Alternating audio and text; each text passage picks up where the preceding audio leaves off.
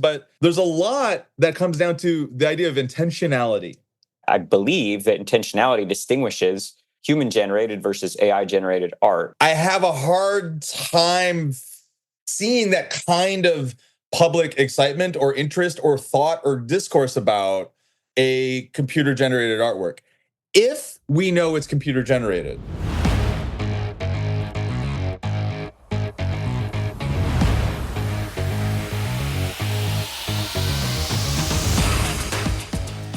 Good morning, good afternoon, or good evening, depending on where you're listening. Welcome to AI and the Future of Work, episode 317. I'm your host, Dan Turchin, CEO of PeopleRain, the AI platform for IT and HR employee service. Our community is growing thanks to all of you. I get asked all the time, how can you engage with other listeners? As you may know, we launched a newsletter recently out on Beehive.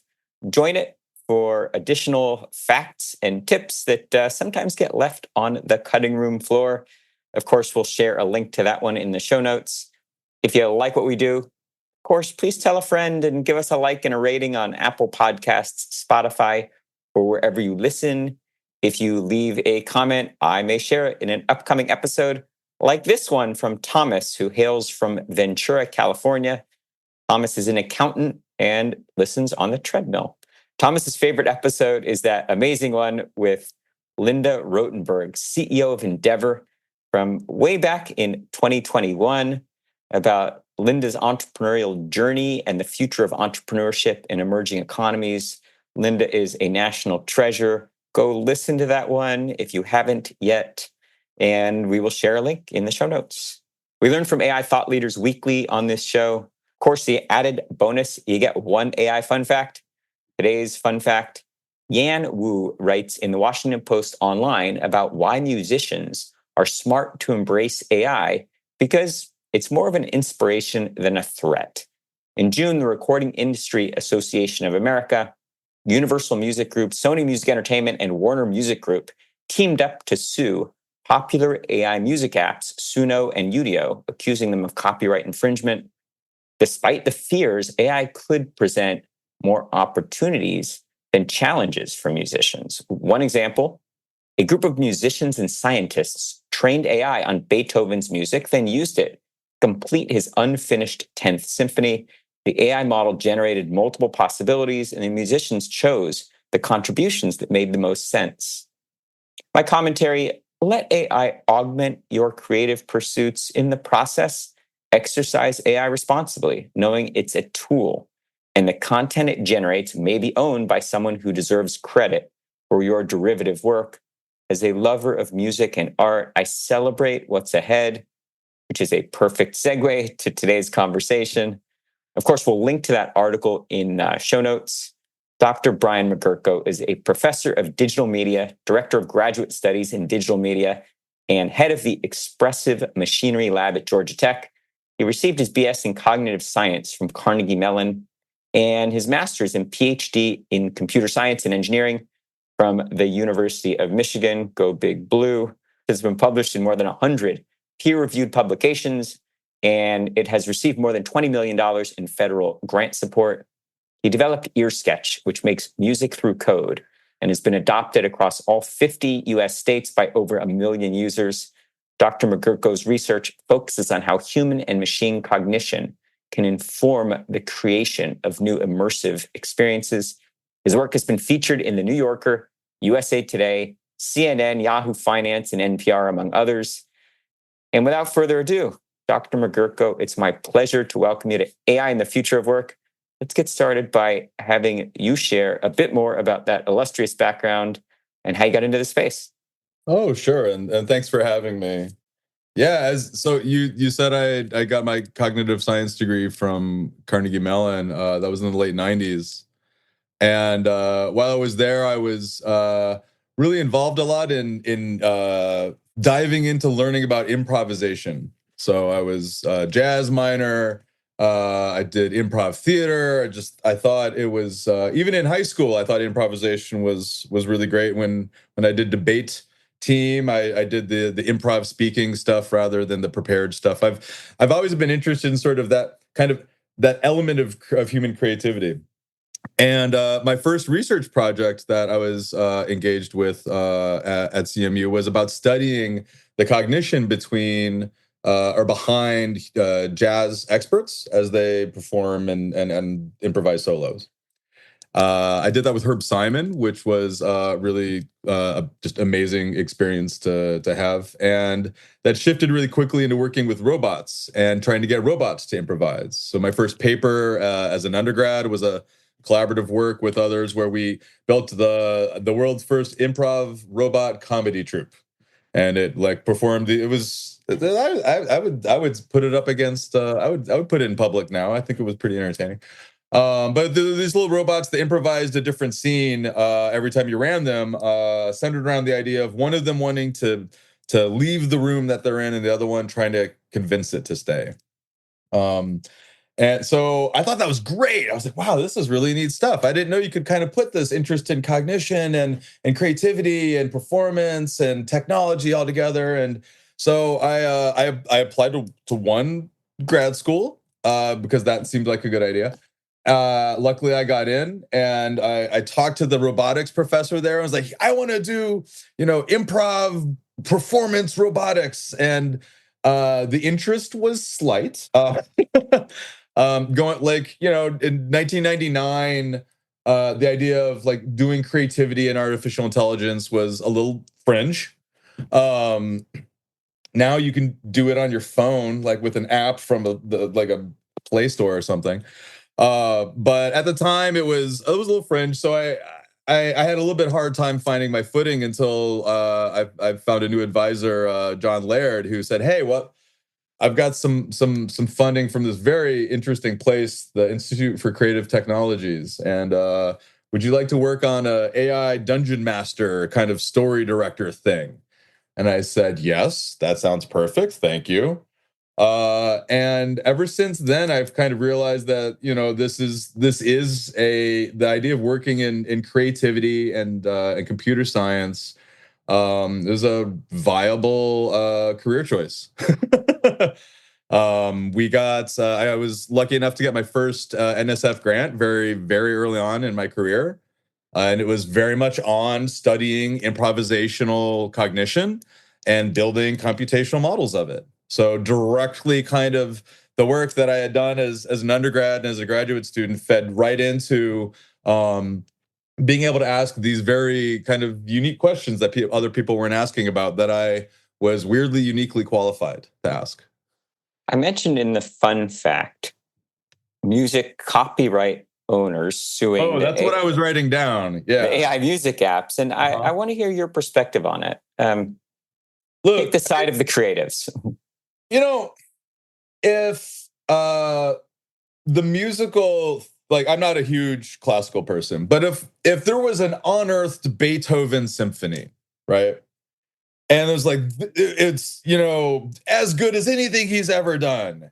People would go to those performances. People would buy those albums. I'm assuming in classical music, this is different, right? To say we have a Bach unfinished piece and we had an AI predict what the most likely thing that Bach would have done.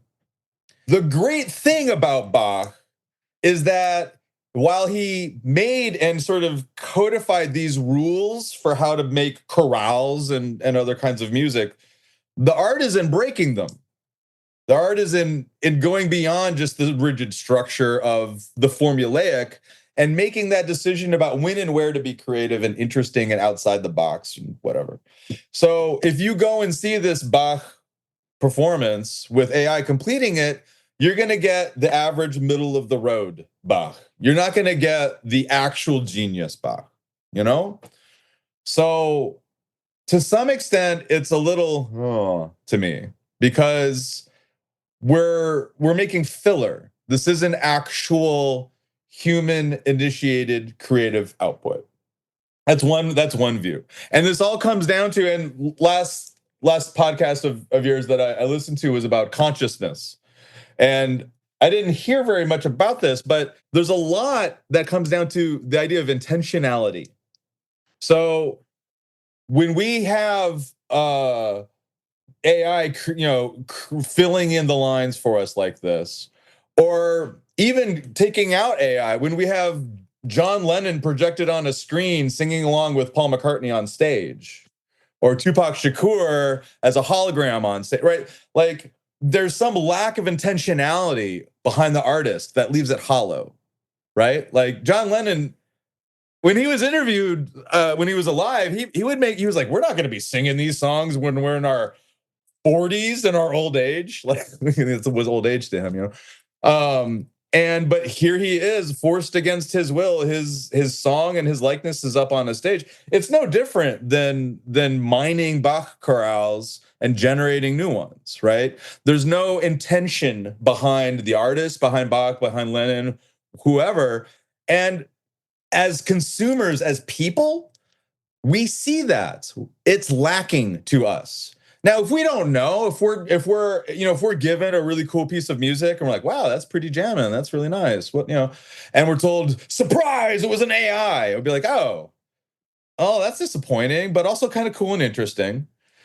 It's different of an experience than here is a thing from a human in their head that they've mediated through an instrument or through a laptop or through their own voice or whatever, and has gone into us, and we are hearing and feeling what is inside that person. Like that's what music and culture is. At the end of the day, we have things in here that we get outside for other people to absorb into their own minds. So I have a thought, I have an idea. It's very neural based, whatever. I managed to get it out into words. Those words managed to get into your ears and get back down into neural signals in your head. That's an artistic communication, What AI produces, it fuzzies that. And especially when you don't know it's AI. There is an amazing, I'm just going to keep talking. There's an amazing ad that came out like 2 weeks ago. I just saw it the other day. I don't know if you've seen this. It's a deep fake ad about the election. So just a singular? No, I was pausing because everything I see is a deep fake ad about the election. No. This is a PSA. This is a PSA. Oh, I see. So this is, okay. If you just Google like Kirk Douglas, Chris Rock election ad or something like that. Yeah, okay. But it's these celebrities just sitting for like 3 minutes just talking about the dangers of deep fakes during the election cycle, how it's going to be ramping up in the next few weeks, and here's things to look out for, and be skeptical and be wary if something feels off. And then at the very end, they show that most of the people weren't even the celebrities to begin with. They were deep fakes of those celebrities.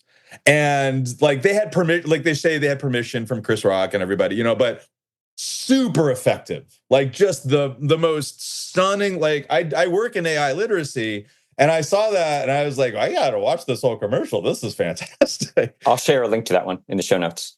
Yeah. There's an article about it and whatnot, but I don't remember why I brought that up. Oh, we're talking about intentionality. I wanted to maybe challenge or just explore that one a little bit more. So, of course, I believe that intentionality distinguishes human-generated versus AI-generated art.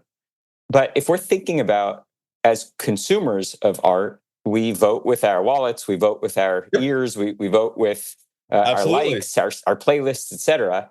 And in that kind of open marketplace for what we choose to consume, does it matter? Does intentionality matter if we choose for whatever reason that the AI generated content? I would say yes. I would say absolutely. I mean, I know one person who buys music now, I guess, like digitally, but like let's say people who buy records and CDs, Well, you pay for Spotify and Spotify, sure, yeah, but when you listen to Kendrick Lamar's new tune, you're listening to it not only because of the properties of the audio file and the content of the audio file. You're also listening to it because of the broader social context that exists, and being from Kendrick Lamar and who he's talking about in his music and what they're doing in response and what TikToks you're seeing. Like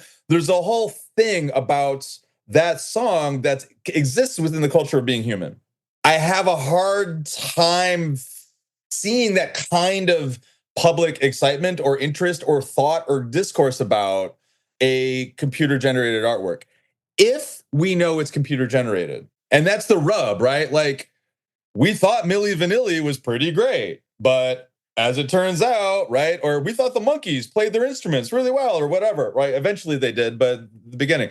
So, like, some of this is about perception. If somebody puts out AI generated music and pretends it's from a person and presents it as a person, yeah, maybe that would pass muster. But that's not what we're about with culture. It's not just about the artifact. It's about the communication of the artifact and who it's from. How would you feel about Spotify not putting AI Kendrick Lamar in my feed and giving preference to real Kendrick Lamar? I think the people who would argue that that's a bad idea is in a vast minority, right? Like, we want our art from people in general. We definitely want to consume stuff that's just good. That's what pop culture is all about to some extent. And maybe that's where AI fits a niche. It's just like, we can generate the next formulaic rock movie, or we can generate the next formulaic pop music. That's what the industry does already. They apply algorithms and formulas. It's just people doing it instead of computers. So, like, in some sense, like, I don't know how much quality of sort of the average sort of popular culture artifacts, but for, people who want art, people who, like, can't wait for the next Scorsese film, some of that comes from the fact that it's from Martin Scorsese as a person, and I'm it's a in that human saying vast minority. And the reason is because as long as it's labeled as having been AI generated, just like it's labeled as having been generated by the real Kendrick Lamar, I'd like to be able to decide. Yep. Just like, no. So that, yeah. that perception, like I'm saying, the perception is important. If somebody's trying to trick us, if it gets labeled as AI, hey, here's the latest, here's the 1,000th tune today from the AI DJ robot or whatever. Awesome. Some people people do that and consume that already. People go and look at the automated, was it Infinite Friends story, right? It's not very interesting, but it's compelling and weird. And hey, I'll check that out. I guarantee you can generate dubstep music with endlessly. And John Lennon and Kendrick Lamar were influenced by other greats, just like AI is, quote, influenced by learning from other musicians. So who's to say, what creative influence and whether or not there was intentionality should dictate whether or not I'm allowed to listen to it, right? Yeah, there's definitely, well, I mean, there's influence and then there's ethical and credited influence, right? Like, Led Zeppelin's a great example. When I heard, when I realized how much Led Zeppelin stole from, 50s and earlier blues artists, and like a lot of other people, like the Beatles, but didn't credit them, right? The Beatles didn't pretend to write those early blues tunes that they, like, when they covered Chuck Berry, they covered Chuck Berry. Led Zeppelin said, hey, here's this Howlin' Wolf tune written by us. And that's the weird line where it feels icky to listen to them, even though they're one of my favorite bands. It diminishes. 100%. And so when you we shouldn't be misled. Sure. But when you listen to generated music or consume generated images or video, there's some of that same question there. Where did these come from? Because one of the biggest advantages that, like, back propagation has existed for decades. What's changed is then fundamentally, aside from transformers but like fundamentally the amount of computing power we have access to, and the gall to just take from human culture and sell it back to us, which is a weird way for us to think about consuming these models. When I used ChatGPT, it was sourced on lots and lots and lots of hard people's work that did not get compensated at all and will never get compensated, likely. So we have that same sort of challenge here that we have with, Led Zeppelin. Is like, is it okay given where this came from? It's really good music. It's a really convenient tool. And as a society, like, whether or not we consume AI generated music or what have you, this is all going to come down to some large societal forces, and it's not going to be uniform. We are not going to be okay with AI generated Hollywood movies. We're not. We're going to be okay with AI consumers.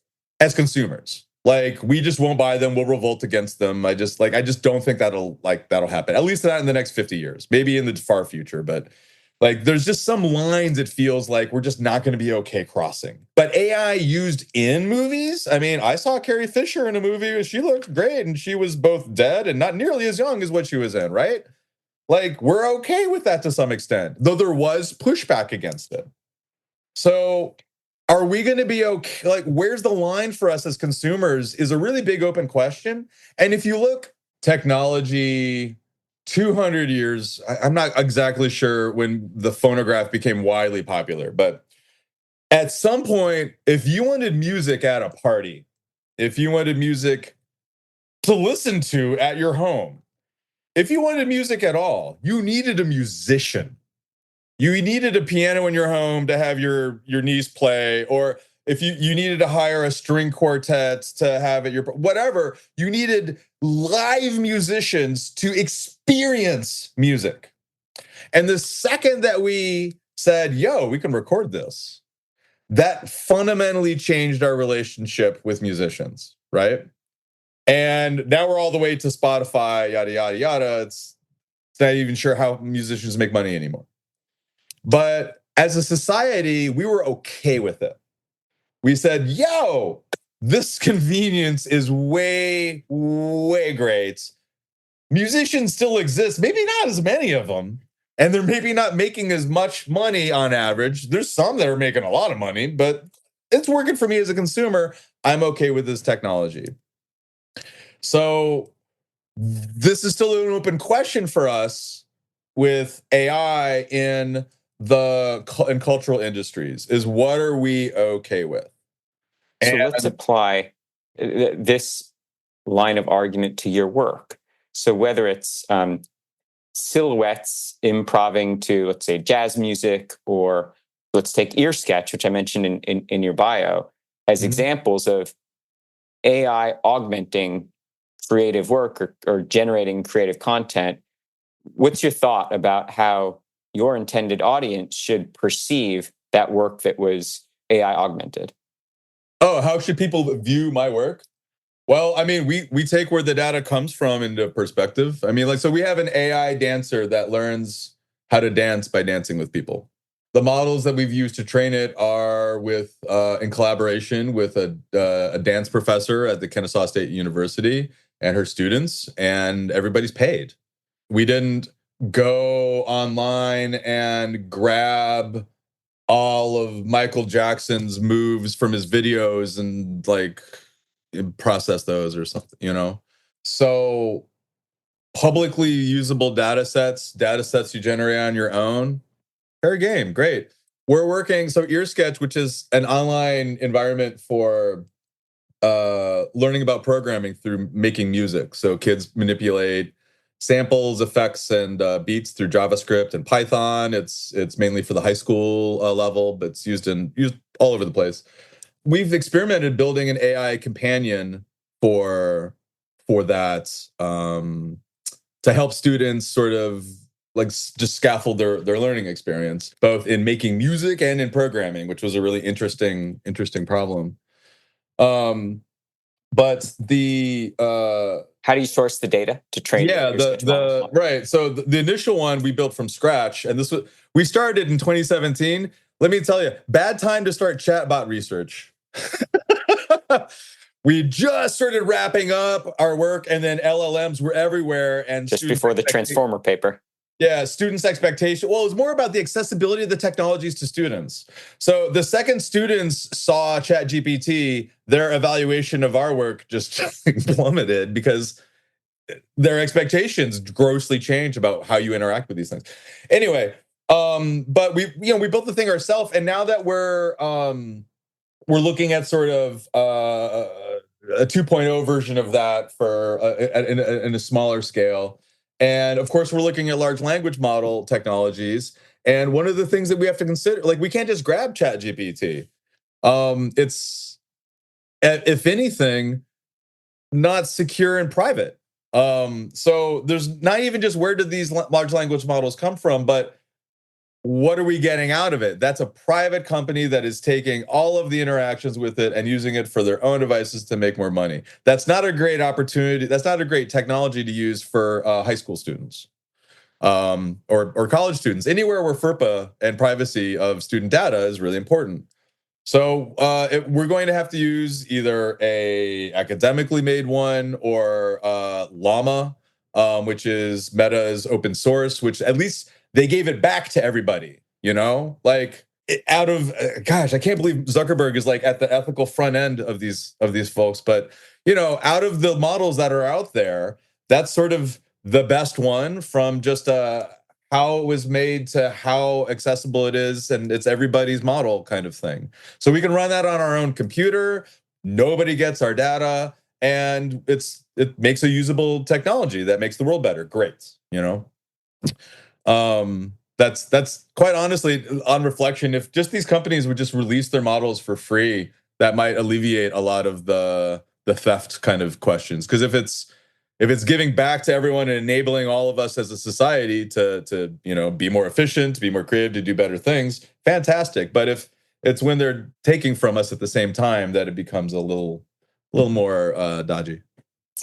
So I want to know, as a professor at the intersection of creativity and computer science, let's say we're recording this conversation and it's 2034. But we are recording, right? We are recording. Okay, all right, just checking. And it's going to be the actual Dr. Magerko and the actual Dan Turchin, not our avatars, which will be widely available in 2034. But the actual humans are recording a version of this conversation. How has the prevalence of AI-generated art and music influenced the kind of students that you're teaching and the kind of courses that you're teaching? Does it change the curriculum? Yeah, it really depends on how teachers. Gosh,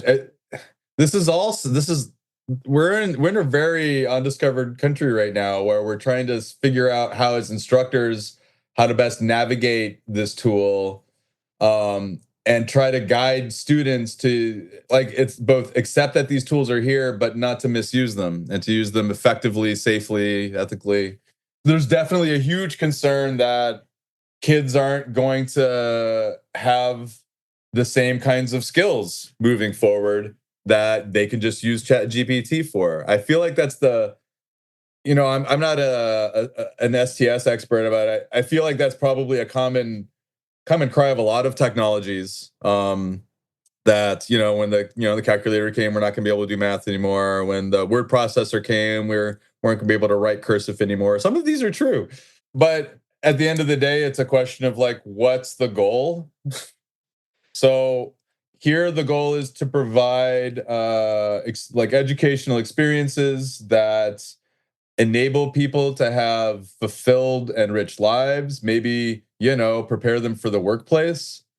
And it really seems like, for better or worse, these technologies are going to be a part of our lives for the foreseeable future. I do not think that the negatives or the headaches that large language models cause from hallucination and whatever, I don't think that those things are necessarily going to go away, but I think that they're going to be mitigated over time. Like ChatGPT 4.0 now can search the web. It didn't know anything beyond 2022 or whenever its last model was made. Suddenly it has access to the rest of the world, and it knows the present suddenly. Claude can do math now. Like, this was one of my big things, is that, remember, these things can't do math. Well, damn it, some of them definitely can now, that are just easy to go find and use.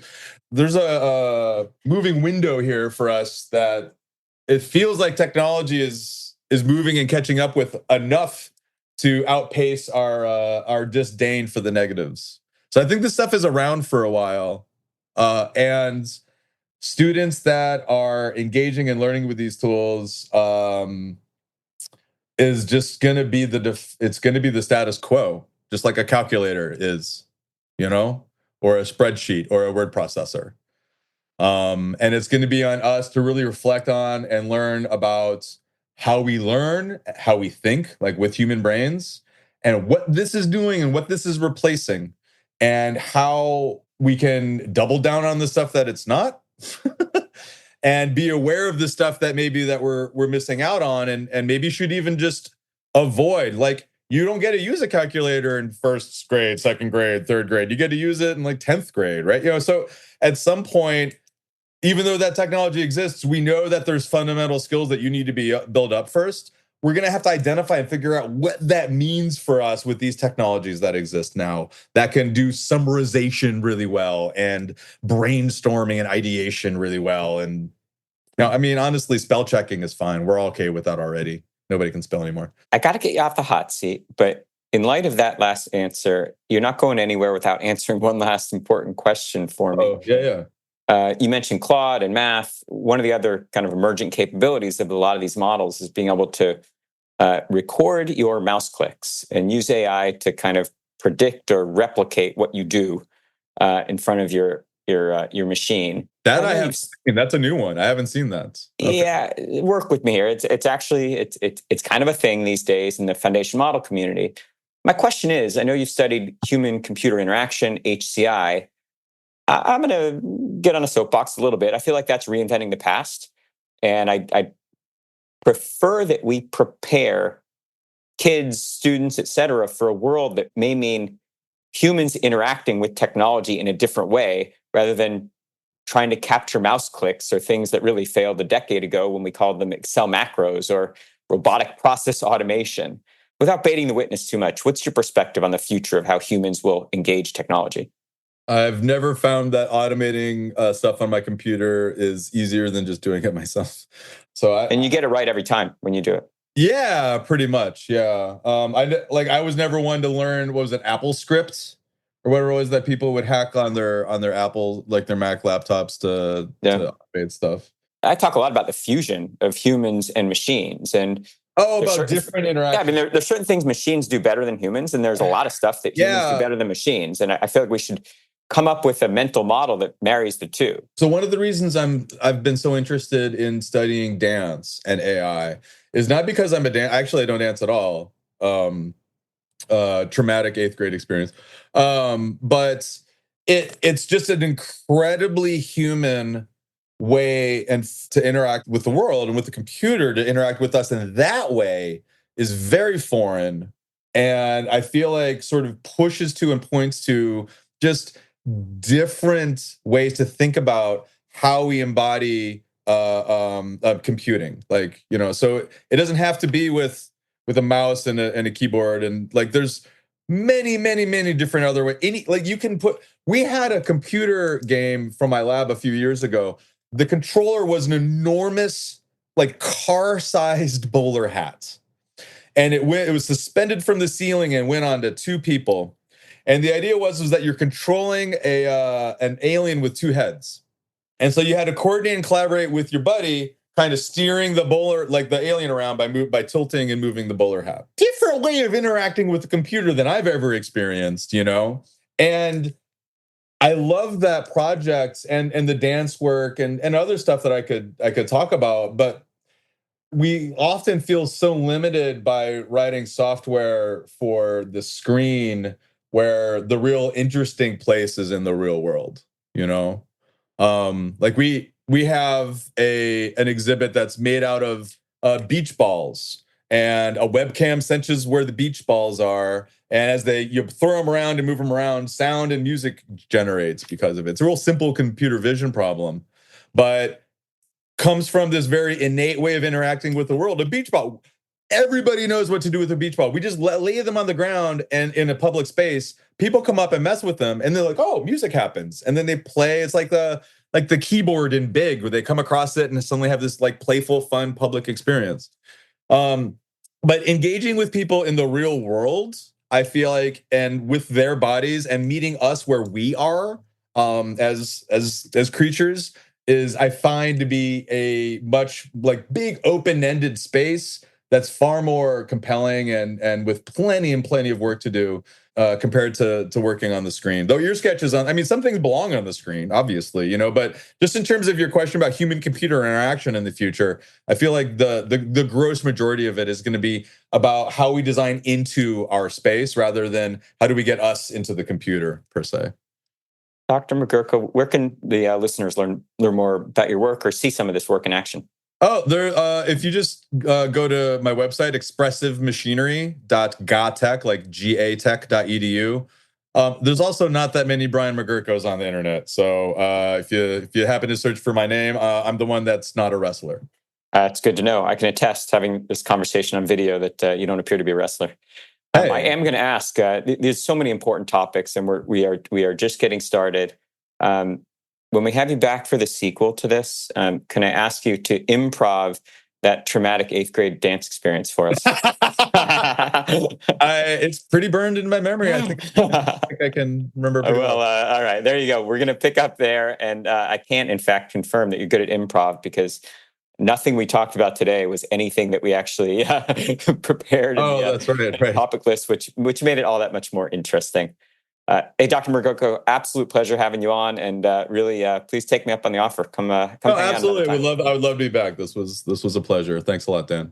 Excellent. All right. Well, that is all the time we have for this week on AI and the future of work. As always, I'm your host, Dan Turchin from PeopleRain, and of course, we're back next week with another fascinating guest.